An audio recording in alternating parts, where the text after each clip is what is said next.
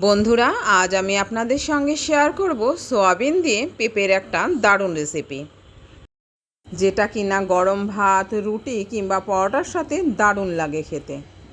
আর এই রেসিপিটা সকাল, দুপুর কিংবা রাত্রে যে কোনো সময় খাওয়া যেতে পারে।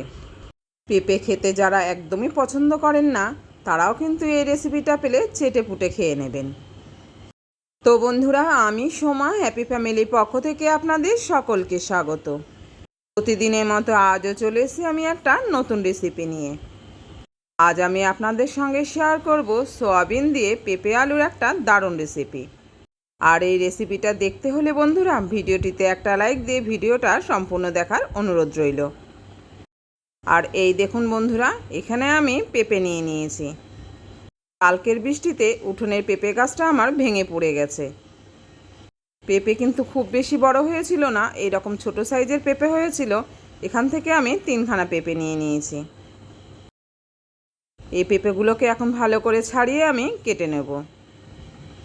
পেঁপের খোসা সবসময় একটু পুরু করে ছাড়ানো লাগে, তাই আমি এর খোসাটা পুরু করে ছাড়িয়ে নিয়ে এইভাবে ডুমো ডুমো করে কেটে নিয়েছি।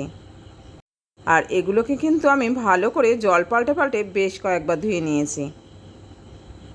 আজকের এই রেসিপির জন্য পেঁপেটাকে কিন্তু এই রকম ডুমো ডুমো করে কেটে নিতে হবে। আর এই পেঁপের সঙ্গে আমি নিয়ে নিয়েছি ঠিক এই রকমই ডুমো ডুমো করে আলু। আলুটাকেও কেটে আমি ভালো করে জল দিয়ে ধুয়ে নিয়েছি। এখানে আমি বড় সাইজের একটা আলু নিয়েছি। আর এখানে বড় সাইজের একটা টমেটোও কেটে নিয়েছি। আর এই বাটিতে রয়েছে পেঁয়াজ, আদা, রসুন ও কাঁচা লঙ্কার পেস্ট। এই পেস্টটা বড় চামচের 2.5 চামচ আছে। এখন আমি গ্যাস ওভেনটাকে অন করে দিয়ে কড়াই বসিয়ে দিয়েছি ওভেনে। কড়াইটাকে এখন আমি খুব ভালো করে গরম করে নেব। আর এই যে বন্ধুরা, কড়াইটা গরম হয়ে গেছে। এখন আমি দিয়ে দিলাম এতে পরিমাণ মতো সর্ষের তেল। আমি কিন্তু বন্ধুরা রান্নাটা সর্ষের তেলেই করছি, তবে আপনারা চাইলে এটা সাদা তেলেও করতে পারেন। তেলটাকে এখন আমি খুব ভালো করে গরম করে নেব। তেলটা এখন গরম হয়ে গেছে। এর মধ্যে আমি দিয়ে দিলাম 3 টুকরো শুকনো লঙ্কা আর দিয়ে দিলাম 1/2 চা চামচ সাদা জিরে। এখন এটাকে একটু নেড়ে চেড়ে নিলাম। ফোড়নটার কালার যখন চেঞ্জ হয়ে যাবে আর এর থেকে যখন সুন্দর গন্ধ বেরোবে, তখন আমি এর মধ্যে দিয়ে দেবো ডুবো করে কেটে রাখা আলু। আর আমি কিন্তু বন্ধুরা এখন আলুগুলো কড়াইতে দিয়ে দিয়েছি। আলুটাকে এখন আমি খুব হালকা করে ভেজে নেব। আলুগুলো দিয়ে একটু নেড়ে চেড়ে নিয়ে এখন আমি এর মধ্যে দিয়ে দেবো খুবই অল্প পরিমাণে লবণ। এখন আমি খুবই অল্প পরিমাণে লবণ দিয়ে দিলাম। আমি কিন্তু আবারও পরে লবণ দেব। সামান্য পরিমাণে লবণ দিয়ে আবারও এটাকে আমি নেড়ে চেড়ে নিলাম। এখন এই আলুগুলোকে একটু হালকা করে আমি ভেজে নেব। এখন আর ঢাকা চাপা দেবো না, এইভাবে খোলা অবস্থাতে একটু নেড়ে চেড়ে নিলাম। আলুগুলো হালকা কালার চেঞ্জ হয়ে গেলে এখন আমি এর মধ্যে দিয়ে দেবো এই কেটে রাখা পেঁপে। পেঁপেগুলোকে এখন আমি আলুর সঙ্গে আবারও একটু ভেজে নেব। পেঁপেগুলো দিয়ে আমি এবার দিয়ে দিলাম পরিমাণ মতো লবণ। আর লবণের সঙ্গে আমি হলুদও দিয়ে দিলাম। এখন লবণ হলুদ দিয়ে এটাকে ভালো করে আবারও একটু নেড়ে চেড়ে নিলাম। আমার নতুন পুরনো সকল বন্ধুদের জন্য রইল অনেক অনেক ভালোবাসা। আপনাদের এই অফুরন্ত ভালোবাসার জন্য কিন্তু বন্ধুরা আমি প্রতিদিনই একটু একটু করে সামনের দিকে এগোতে পারছি। এখন আমি কড়াইটাকে 5-7 মিনিটের জন্য ঢেকে দিলাম। এই সময় আমি গুঁড়ো মশলাটাকে রেডি করে নেব। এই বাটিতে আমি চা চামচের 1 চামচ করে ধনের গুঁড়ো ও জিরের গুঁড়ো নিয়েছি। আর 1/2 চামচ করে নিয়েছি ঝাল লঙ্কার গুঁড়ো ও লাল লঙ্কার গুঁড়ো। আর রয়েছে পরিমাণ মতো হলুদ। এবার সামান্য পরিমাণে জল দিয়ে এটাকে আমি ভিজিয়ে রেখে দেব। তবে যে কোনো পেঁপে রেসিপিতে কিন্তু বন্ধুরা খুব একটা ঝাল দেওয়ার প্রয়োজন হয় না। অল্প ঝাল দিলেই এটা মারাত্মক ঝাল হয়ে যায়। তাই পেঁপের তরকারিতে একটু বুঝে শুনেই ঝাল দিতে হবে। আর পেঁপে যেহেতু আমাদের শরীরকে ঠান্ডা রাখে, তাই এই রেসিপিতে ঝাল না খাওয়াই ভালো।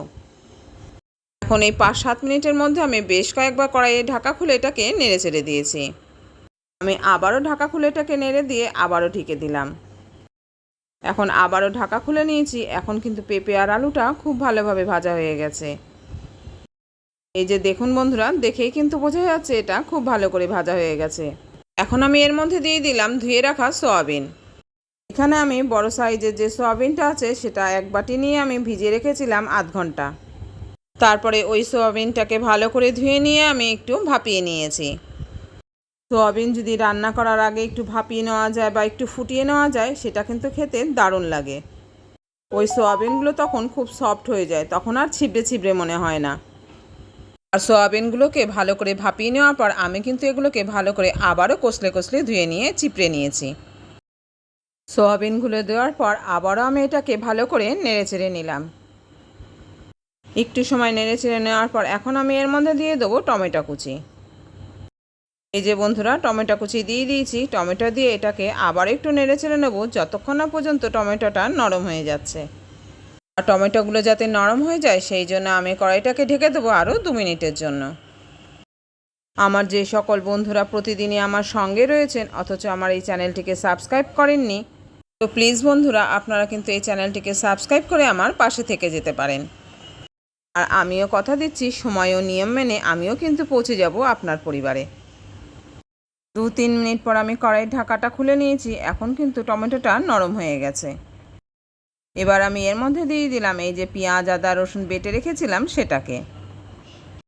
এখন পেঁয়াজ আদা রসুনের পেস্টে দিয়ে এটাকে আবারও কিন্তু একটু ভালো করে নেড়েচেড়ে নিতে হবে। পেঁপে সয়াবিনের এই রেসিপিটা বন্ধুরা এতটা সুন্দর হয় খেতে, এটা কিন্তু দিনের যে কোনো সময় খাওয়া যেতে পারে। সকালে কিংবা রাতে রুটি পরোটার সাথে অথবা দুপুরে গরম ভাতের সাথে এটা থাকলে কিন্তু আর কোনো কিছুরই প্রয়োজন হবে না। বাড়িতে যদি মাছ মাংস রান্না না হয়ে থাকে তাহলেও কিন্তু বন্ধুরা এই একটা পদ দিয়েই ভাত খাওয়া হয়ে যাবে। পেঁয়াজ রসুন দিয়ে একটু নেড়েচেড়ে নেওয়ার পর এখন আমি দিয়ে দিলাম মশলার পেস্টটিকে। মশলার বাটিটা ধুয়ে আমি সামান্য পরিমাণে জলও দিয়ে দিলাম ওই একই সঙ্গে। এই যে বন্ধুরা, মশলা বাটিটা ধুয়ে জল দিয়ে দিলাম। এখন সবগুলোকে কিন্তু ভালো করে কষিয়ে নিতে হবে, তাই একটু সময় নিয়ে এটাকে ভালো করে কষিয়ে নিলাম। যে কোনো রেসিপিতে বন্ধুরা এই কষানোর কাজটা কিন্তু একটু সময় নিয়েই করতে হবে। কষানো যত ভালো হবে সেই রেসিপির টেস্টটা কিন্তু তত বেড়ে যাবে। আর এটাকে কষাতে কষাতে এখানে কিন্তু আমার পেঁপেটা খুব ভালোভাবে সেদ্ধ হয়ে গেছে। এখন আমি এর মধ্যে দিয়ে দেবো পরিমাণ মতো উষ্ণ গরম জল। এই যে লক্ষ্য করুন বন্ধুরা, আমি কিন্তু পরিমাণ মতো উষ্ণ গরম জল দিয়ে দিলাম। তবে রেসিপিতে যে যেরকম গ্রেভি রাখবেন সেইভাবেই জলের ব্যবহার করবেন। এখানে আমি আমার প্রয়োজন মতো উষ্ণ গরম জল দিয়ে দিলাম। পরিমাণ মতো জল দিয়ে একটু ভালো করে নেড়েচেড়ে নিয়ে এখন আমি কড়াইটাকে ঢেকে দেব। কড়াইটাকে ঢেকে দিলাম 10 মিনিটের জন্য। 10 মিনিটে এটা খুব ভালো করে ফুটে যাবে। ফিরে এলাম 10 মিনিট পর। 10 মিনিট পর কড়াই ঢাকাটা আমি খুলে নিলাম। আর এই 10 মিনিট কিন্তু আমি হাই ফ্লেমে এটাকে ফুটিয়ে নিয়েছি। ঢাকা খুলে এটাকে ভালো করে আবার একটু নেড়েচেড়ে নিলাম। এখন লবণের পরিমাণটা আমি চেক করে নেব। পেঁপে সয়াবিনের এই রেসিপিটা যদি কোনো দিন না খেয়ে থাকেন বন্ধুরা, আমার অনুরোধ রইল ঠিক এইভাবে একদিন কিন্তু পেঁপে দিয়ে সয়াবিন রান্না করে খেয়ে দেখতে পারেন। আর এটা অবশ্যই আপনাদের ভীষণ ভালো লাগবে। এখন লবণ চেক করে নেওয়ার পর আমি দিয়ে দিলাম আবারও পরিমাণ মতো লবণ। পরিমাণ মতো লবণ দিয়ে আবার এটাকে ভালো করে নেড়েচেড়ে মিশিয়ে নিলাম। এবার আমি দিয়ে দিলাম খুবই সামান্য পরিমাণে কয়েক দানা চিনি। তবে চিনিটা পুরোটাই অপশনাল, চাইলে কিন্তু এটাকে স্কিপ করতে পারেন। সামান্য পরিমাণে চিনি দেওয়ার পর এটাকে আবারও আমি একটু নেড়েচেড়ে নিলাম। এবার আমি এর মধ্যে দিয়ে দিলাম ঘি। তবে ঘিয়ের পরিমাণটা আমার এখানে একটু কম হয়ে গেছে। আসলে ঘিটা বাড়ন্ত হয়ে গেছে, আমাকে আবার আনতে হবে। আর ঘিয়ের সঙ্গে এবার আমি দিয়ে দিলাম গরম মশলার গুঁড়ো। শেষে এই ঘি গরম মশলার জন্য কিন্তু বন্ধুরা এই পেঁপের রেসিপিটা অসাধারণ লাগবে খেতে। আমার কিন্তু রান্না হয়ে গেছে, এবার আমি গ্যাস ওভেনটাকে অফ করে দেব। তাহলে বন্ধুরা আজকে সয়াবিন দিয়ে পেঁপে আলু রেসিপি আপনাদের কীরকম লাগলো জানাতে কিন্তু ভুলবেন না। যদি ভালো লেগে থাকে লাইক কমেন্ট ও শেয়ার করবেন। আর চ্যানেলে নতুন বন্ধু এসে থাকলে চ্যানেলটিকে সাবস্ক্রাইব করে অবশ্যই আমার পাশে থাকবেন। আজ এই পর্যন্ত বন্ধুরা, ফিরে আসছি পরের ভিডিওতে অন্য কোনো রেসিপি নিয়ে। আপনারা ভালো থাকবেন, সুস্থ থাকবেন আর এইভাবে আমার সঙ্গে থাকবেন। আর এত সময় ধৈর্য সহকারে আমার সঙ্গে থাকার জন্য আপনাদের অনেক অনেক ভালোবাসা বন্ধুরা। আপনারা সব সময় ভালো থাকবেন।